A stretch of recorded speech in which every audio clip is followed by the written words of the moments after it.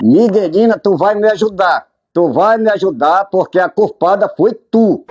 Culpada de quê já, Sambique? Tu lembra que ano retrasado tu passou uma semana na casa da tua mãe no Rio Grande do Sul? É claro, não fiquei tantão que nem tu. Tu viajou de manhã, Miguelina, e quando eu fui de noite bateram na porta. Eu perguntei quem é. Aí ela respondeu, é uma visagem, abre a porta.